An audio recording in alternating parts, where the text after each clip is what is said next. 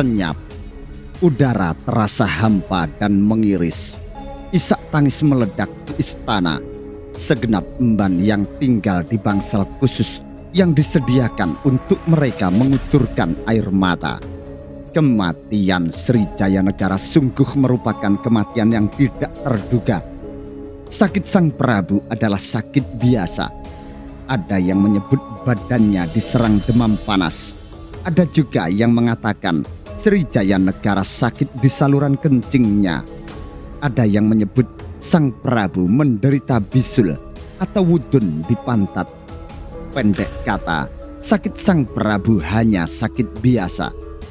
Siang sebelumnya Sang Prabu bahkan masih sempat berjalan-jalan mengelilingi istana memerhatikan kerusakan di bangunan pendopo istana sudut utara.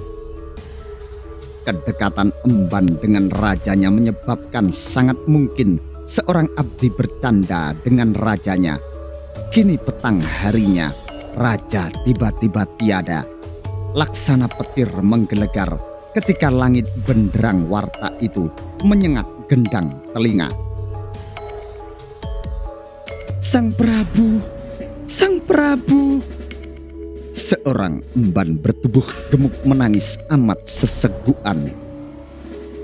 Emban gemuk itu bahkan semaput merepotkan beberapa prajurit yang terpaksa harus menggotongnya menepi.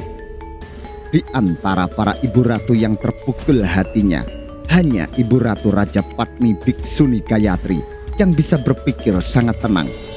Ratu Gayatri yang terlihat masih cantik karena kebersihan hatinya itu sibuk menentramkan kakaknya, Ibu Ratu Tribuaneswari yang amat terpukul.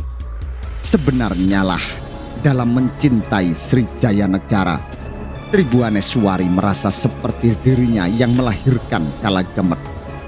Ketika dahulu Doropetak masih hidup, Tribuaneswari menyayangi Maru. Itu tidak ubahnya menyayangi adik-adiknya. Sama sekali tak ada rasa cemburu di hatinya. Tidak merasa iri meski Doropetak dinaikkan derajatnya setara permaisuri dengan sebutan Sri Tinuhweng Pura yang bermakna istri yang dituakan di pura. Gajah Mada terbangun dari bingungnya ketika Ratu Rajapatni Biksuni Gayatri yang berdiri bersebelahan dengan Mahapatih Aryotadah menyentuh tangannya. Gajah Mada segera mengambil sikap dan memberikan penghormatannya. Gajah Mada, ucap Ratu Gayatri dengan suara sangat tenang. Hamba Tuan Putri Ratu, jawab Gajah Mada. Janganlah kau kehilangan akal. Berpikirlah dengan tenang dan bertindaklah. Janganlah kau ikut-ikutan bingung sampai tidak tahu apa yang harus dikerjakan. Ucap Gayatri sambil mengalungkan selempang samir di lehernya. Samir itu bukanlah sembarangan samir, karena dengan selempang samir itu Gajah Mada memegang kekuasaan luar biasa untuk mengatur penyelenggaraan pemakaman raja. Selempang samir itu juga menjadi pertanda segenap prajurit apapun pangkatnya harus tunduk pada perintahnya. Aryotadah tidak mau ketinggalan. Aryotadah melepas lencana kepatihan yang dikenakan dan menyematkan lencana itu ke dada kanan Gajah Mada. Siapapun yang berhadapan dengan Gajah Mada, tak ubahnya berhadapan dengan Mahapatih Amangkubumi Aryotadah sendiri. Gajah Mada mengangguk dan segera memberikan sembah penghormatannya. Gajah Mada mengarahkan pandangan matanya ke arah Mahapatih Tadah. Barangkali ada perintah lain. Akan tetapi Aryotadah hanya mengangguk. Seumur-umur belum pernah Gajah Mada melihat mata Aryotadah basah. Namun kematian Kalagemet berhasil memaksa mata kakek tua itu membasah. Mahapatih Aryotadah memang layak kehilangan. Di sepanjang perjalanan hidupnya, Ia mendampingi Srijaya Negara sedari masih bocah. Dimulai jauh ketika Arya Tadah belum menjabat Mahapatih. Bagi Arya Tadah yang uzur, Jaya Negara tak ubahnya seperti anak kandungnya sendiri. Kematian Jaya Negara melalui pembunuhan itu benar-benar menggiris hatinya. 9 tahun yang lalu, ketika terjadi pemberontakan yang dilakukan oleh Rakuti, Gajah Mada masih berpangkat bekel ketika memimpin pasukan Bayangkara melakukan penyelamatan atas Srijaya Negara melalui pengawalan luar biasa dengan menempuh perjalanan amat jauh menusuk ke pegunungan Kapur Utara. Karena jasa-jasa yang luar biasa itulah Gajah Mada dibebaskan dari tugas memimpin Bayangkara. Dan kepadanya dianugerahkan jabatan sebagai Patih Bijiwana mendampingi Sri Gitarja sebagai pemangku wilayah Kahuripan. Terakhir, Gajah Mada menduduki jabatan Patih Didaha mendampingi Brihdaha atau Dyah Wiyat yang menjadi pemangku di wilayah itu. Tugas berat memimpin dan membina pasukan Bayangkara selanjutnya diserahkan kepada Gajah Enggon yang juga memiliki nama Gajah Pradamba. Untuk kedudukan itu, pangkat Gajah Enggon dinaikkan menjadi senopati. Melihat sejarah di belakang, pasukan Bayangkara tidak mungkin melupakan Gajah Mada. Pengaruh Gajah Mada yang sangat kuat dan mengakar di pasukan itu menyebabkan Gajah Enggon serasa berada di balik bayang-bayangnya. Gajah Pradamba terpilih menjadi pimpinan pasukan Bayangkara karena ia tidak mempunyai cacat. Sebaliknya, Gagak Bongol yang sangat berkeinginan menjadi orang pertama di pasukan pilihan itu terpaksa hanya bisa gigit jari. 9 tahun yang lalu Gagak Bongol melakukan kesalahan karena telah menghukum mati seorang prajurit Bayangkara yang tidak bersalah. Kekeliruan itulah yang harus ditebusnya hingga kurun waktu yang panjang. Gagak Bongol mestinya harus berhadapan dengan Undang-Undang Kutara Manawa. Namun Jaya Negara telah menyelamatkannya. Tuduhan terhadap Gagak Bongol dapat dipatahkan dengan meletakkan kesalahannya pada Bongol Lumayang atau Singo Parepen. Singo Parepen yang bersalah, bukannya Gagak Bongol. Perintah apa yang akan kau berikan kepadaku, Kakang Gajah? Patih Daha Gajah Mada mengarahkan perhatiannya ke kegelapan malam yang pekat. Telinganya menangkap suara burung gagak di kejauhan. Siagakan pasukan dan siapkan apapun yang dibutuhkan untuk pemakaman Sri Baginda. Gajah Mada memberikan perintah. Tandia, jawab pimpinan pasukan Bayangkara Gajah Enggon sigap. Istana berduka. Bende Kiai Samudro terus dipukul tiada henti, menjadi sebuah isyarat tanpa henti, memberitahu siapapun dan dimanapun bahwa Baginda Srijaya Negara telah tiada. Segenap penduduk kota raja dari ujung ke ujung sambung menyambungkan warta itu lewat mulut ke mulut. Mereka yang saling berpapasan di sawah atau para lelaki yang baru turun dari hutan mencari kayu saling bertukar warta. Sementara itu, siapapun yang belum menerima kabar mengenai kematian raja segera mengetahui jawabnya melalui suara gelegar bende utama yang terus dipukul tidak ada hentinya. Seorang Blandong bergegas pulang dari mencari kayu di hutan, mengusung gelisah di dadanya. Kepada seorang tetangga ia bergegas menumpahkan rasa kaget dan penasarannya. Itu isyarat kematian, tanya lelaki itu. Iya, jawab tetangganya. Siapa meninggal?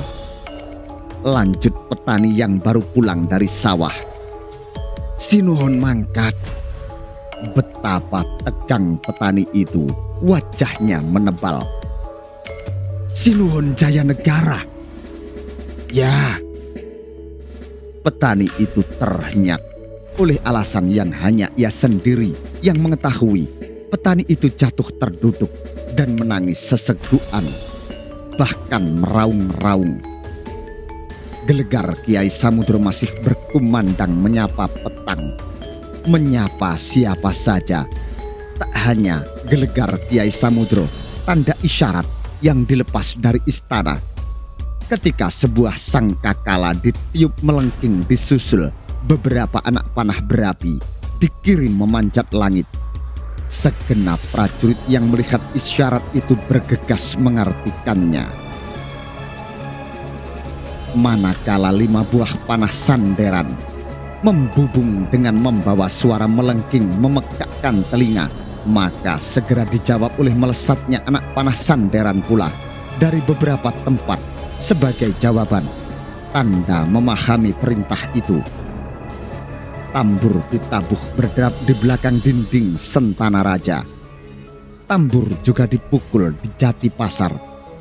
Orang-orang yang berniat menggiring pulang ternak gembalaannya dari lapangan Bubat terhenyak.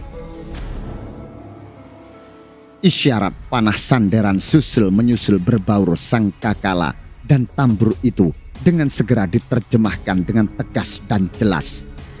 Beberapa perintah segera disalurkan ke bangsal-bangsal kesatrian dan Sentana Raja yang terletak di arah barat laut istana. Di arah kiri lapangan depan bersebelahan dengan parit pelindung istana sekaligus segera menyibukkan balai pertemuan para kesatria yang bersebelahan di sisi kanan tatak rambat balai Manguntur.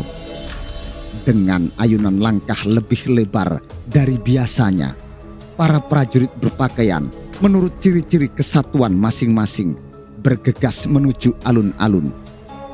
Ketika segenap pasukan mulai memenuhi alun-alun, terdengar aba-aba yang diucapkan dan dijawab sangat sigap.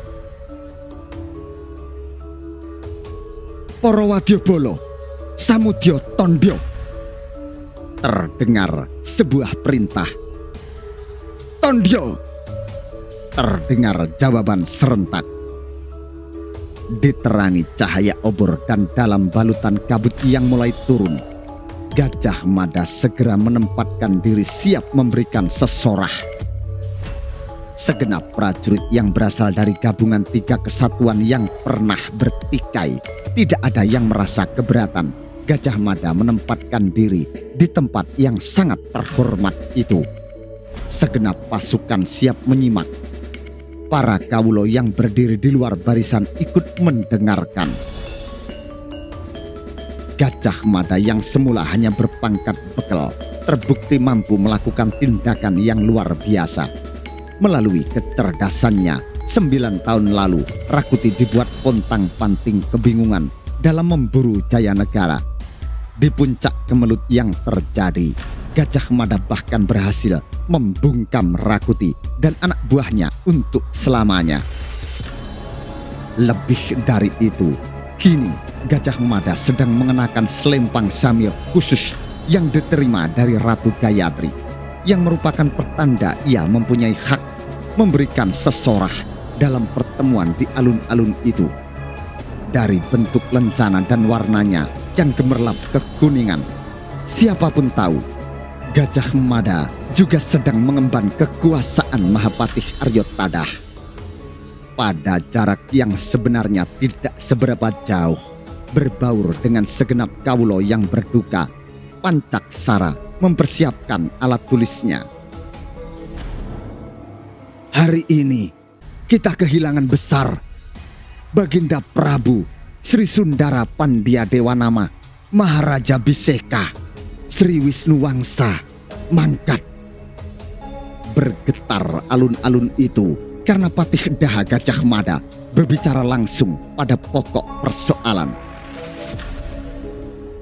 Rasanya seperti tidak ada manfaatnya berhasil menyelamatkan tuanku Sri Jaya Negara ke Bedander Nawasurya lalu, jika akhirnya tangan jahat itu tetap berhasil menjangkau. Ratanca diampuni. Ratanca yang selama ini dianggap kembali bersih hatinya, terbukti masih ada bulu-bulu yang tumbuh di jantungnya. Ratanca yang diminta mengobati tuanku Baginda justru meracunnya.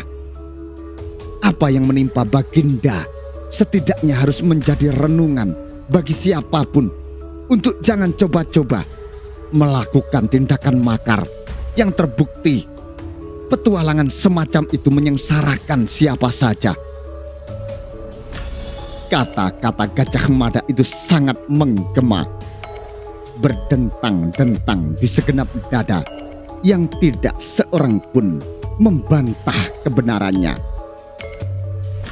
Atas nama istana, juga atas perintah Mahapatih Aryotadah, dengan ini aku perintahkan untuk mengibarkan bendera gula kelapa setengah tiang selama sepekan penuh sebagai pertanda berkabung. Sebarkan warta duka Praloyo atas mangkatnya Sang Prabu ke segenap sudut pelosok. Terakhir, aku perintahkan untuk dilakukan langkah-langkah yang diperlukan terkait pemakaman Sri Baginda. Perintahkan cukup jelas untuk dikerjakan. Sebagai sebuah negara besar dan berdaulat, Majapahit memiliki panci-panci lambang negara. Di antaranya adalah bendera gula kelapa yang bermakna sang saka merah putih. Di samping gula kelapa, Majapahit memiliki cihna yang dibatik di atas lembaran kain dengan corak geringsing Lop Heng Lewih Laga yang melatari gambar buah wilwa. Pembuatan lambang berlatar corak geringsing yang demikian memiliki cerita tersendiri. Dahulu, ketika Raden Wijaya berusaha menyelamatkan diri dari kejaran Mahisa Mundarang, pimpinan prajurit Kediri yang menyertai rajanya, Jaya Katwang, yang menyerbu Singosari. Semangat Raden Wijaya dan para pengikutnya antara lain Lembu Sora, Gajah Pagon, Mahisa Wagal, Nambi, Banyak Kapuk, Wirota Wiragati, Kebo Kapetengan, serta Pamandana kembali meluap ketika mengenakan cawat bercorak geringsing. Dengan semangat yang berkobar, angatmu kantar-kantar, Raden Wijaya kembali menyerbu masuk ke Singosari. Akan halnya lambang buah mojo yang terletak di tengah-tengahnya. Berlatar peristiwa yang terjadi ketika dilakukan babat hutan tarik. Dalam keadaan lapar, lelah, dan menderita, salah seorang prajurit mendapat buah maja. Akan tetapi, buah tersebut terasa pahit ketika dimakan. Peristiwa yang kemudian menjadi sumber gagasan penamaan negara menjadi Mojopahit. Gajah Mada tidak merasa perlu berbicara berlama-lama. Apa yang diucapkan Ratu Gayatri cukup sekali dan sudah jelas. Kepada Senopati Gajah Enggon, pimpinan pasukan Bayangkara yang baru, Gajah Mada menyerahkan kendali untuk mengatur segala macam tindakan dan langkah yang perlu diambil. Gajah Mada berbalik dan melangkah kembali ke istana. Akan tetapi, sebuah sapa menghentikan langkahnya. Ada beberapa hal yang ingin kutanyakan kepadamu, Gajah Mada. Suara orang itu dari jarak yang cukup jelas. Gajah Mada amat mengenali suara itu, juga mengenali orangnya. Ikut aku, jawabnya pendek. Orang yang meminta perhatian Gajah Mada, ia adalah Pancaksara. Segera bergegas, menyamarkan lebar langkah kaki mengikuti Gajah Mada masuk ke dalam lingkungan istana. Pancaksana mengira Gajah Mada akan membawanya masuk ke istana. Ternyata dugaan itu salah. Gajah Mada justru mengajaknya naik ke atas dinding yang bersebelahan dengan Purawaktra. Dari tempat itu, alun-alun terlihat dengan jelas. Gajah Mada menebarkan pandangan. "Ceritakan apa yang terjadi," kata Juruwarta Pancaksana. Gajah Mada menoleh dan memandang wajah Pancaksana, menembus benaknya sampai ke lipatan-lipatan yang paling dalam. Pancaksana tidak tersenyum ketika Gajah Mada masih lama terdiam. Itu bukan berarti ia harus mengulangi pertanyaan yang diajukan. Pancaksana memilih menunggu.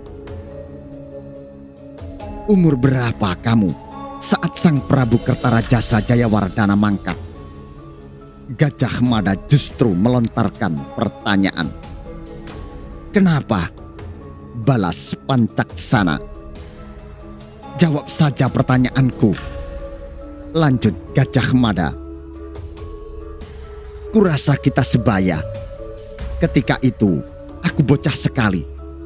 Karena masih bocah, aku tentu belum menggagas menulis Negara Kertagama.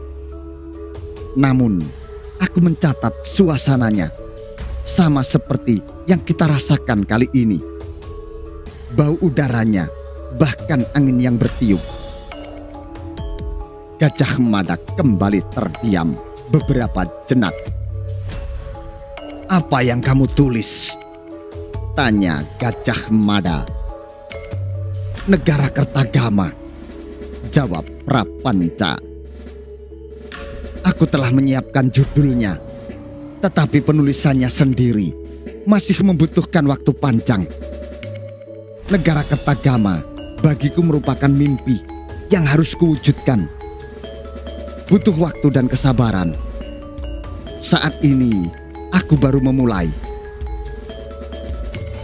Pandangan Gajah Mada menerawang, menggeretaki wajah langit yang bopeng-bopeng karena mendung di sana-sini.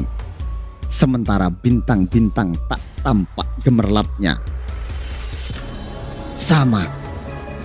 Saat itu aku juga masih bocah. Berapa tahun kejadian itu berlalu?" Pancaksana memejamkan mata untuk membuat hitung-hitungan. 19 tahun, jawabnya tenang. 19 tahun. Ternyata Sang Prabu memerintah dalam waktu yang sependek itu, gumam Gajah Mada.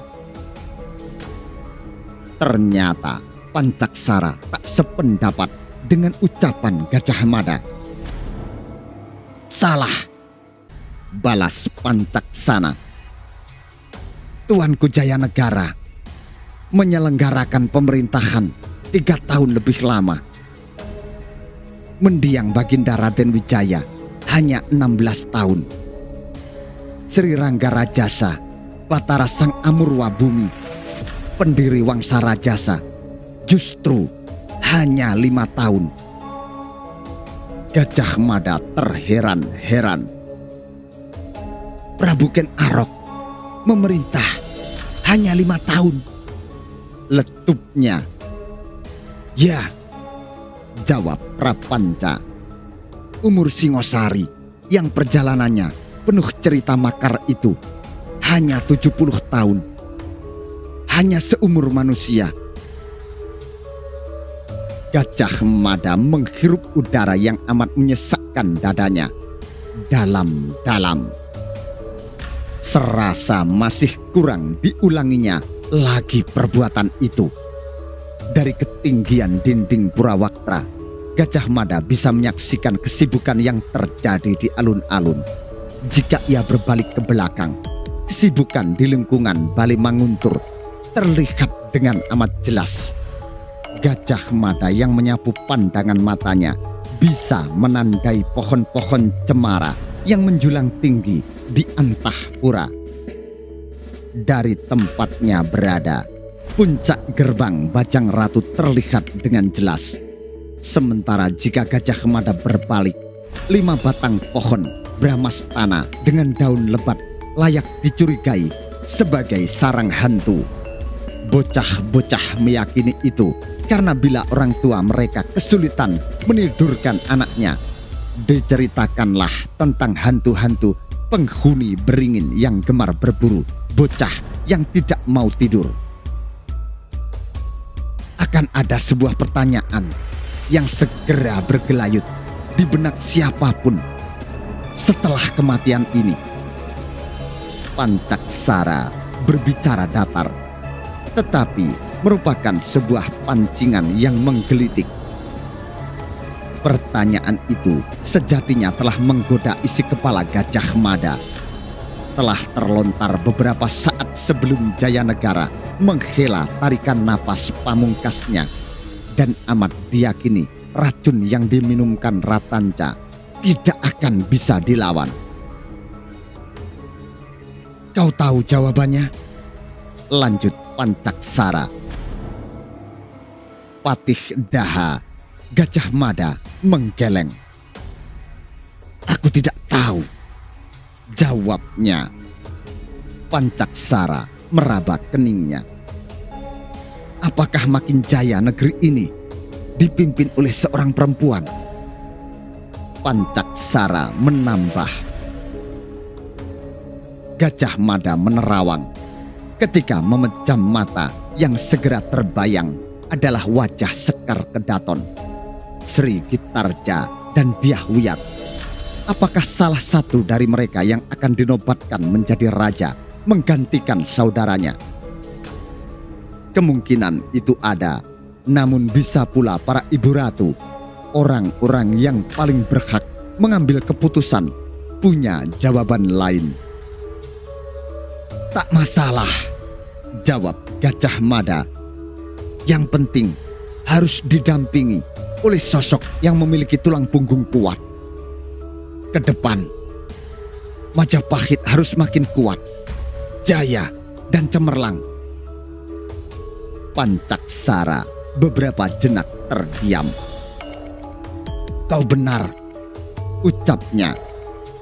Putri Sima, Ratu Kalingga, seorang perempuan, tetapi ia memiliki ketegaran dan kekuatan tidak kalah dari laki-laki. Dengan segera arah perhatian Pancaksara tertuju pada anak perempuan mendiang Raden Wijaya yang terlahir dari Ratu Gayatri. Dalam usianya yang masih belia, Sri Gitarja telah menyandang kedudukan yang tidak bisa dianggap ringan. Kepadanya telah diserahkan tugas untuk menjadi wali pemangku istana Kahuripan. Itu sebabnya padanya melekat gelar Breh Kahuripan.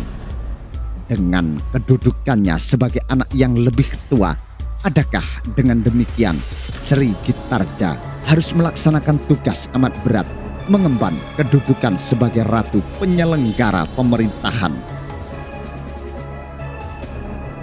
Gajah Mada melihat Sri Gitarja terlalu rapuh untuk tugas raksasa itu.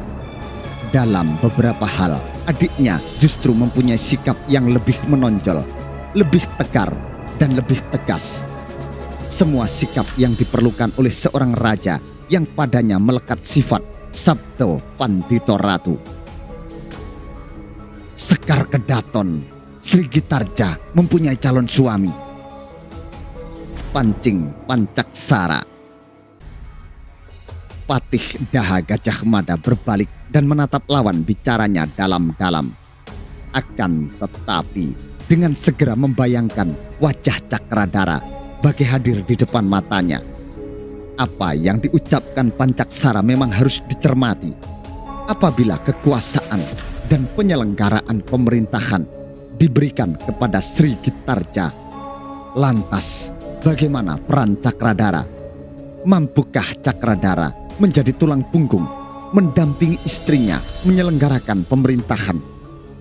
Pun sebaliknya, bila Dyah Wiyat yang dipilih menggantikan kakaknya, apakah Kudamerta mampu menjadi tulang punggung yang kokoh sebagai sandaran istrinya? Memang sama sekali tak ada masalah dengan Sri Gitarja maupun Dyah Wiyat. Pun tidak ada masalah dengan Cakradara yang juga dipanggil dengan sebutan Cakreswara Breh Singosari yang nantinya akan menjadi suami Sri Gitarja. Demikian pula tak ada masalah dengan Kudamerta yang kelak akan memperistri Dyahwiyat. Yang mencemaskan Gajah Mada justru pihak-pihak yang berada di belakang kedua kesatria itu. Telik sandi pasukan Bayangkara telah menemukan jejak aneh gerakan mereka. Hal yang menyebabkan Gajah Mada dengan kedudukan sebagai patih di Daha harus meninggalkan tempatnya kembali ke ibu kota Majapahit dengan memanfaatkan telik sandi pasukan Bayangkara yang kini dipimpin Senopati Gajah Enggon dan saluran yang lain. Gajah Mada berusaha mencari jawab teka-teki yang mencemaskan itu. Setelah jasa besar yang diperbuatnya kembali melakukan penyelamatan raja dari makar yang dilakukan Rakuti, Gajah Mada memperoleh anugerah dengan kedudukan sebagai patih Kahuripan di Jiwana yang dilanjutkan anugerah itu dengan menjabat patih di Daha. Pangkat yang melekat di samirnya bukan lagi seorang bekal, meski tugas yang dijabatnya tidak di kota raja. Nyatanya Gajah Mada lebih banyak berada di kota raja karena akhir-akhir ini Sri Jayanegara lebih banyak membutuhkan tenaga prajurit muda itu. Pergerakan aneh dari sekelompok orang memaksa Sri Jayanegara memanggil bekas pimpinan Bayangkara yang amat didengar pendapat dan sarannya. Gajah Mada bergeser bersandar dinding. Tolong ceritakan bagaimana sebenarnya silsilah raja-raja yang memerintah negeri ini, ucapnya sambil memejamkan mata. Ah, bukankah kau sudah tahu? Jawab Pancaksara. Aku ingin lebih meyakinkan. Tolong. Balas Gajah Mada.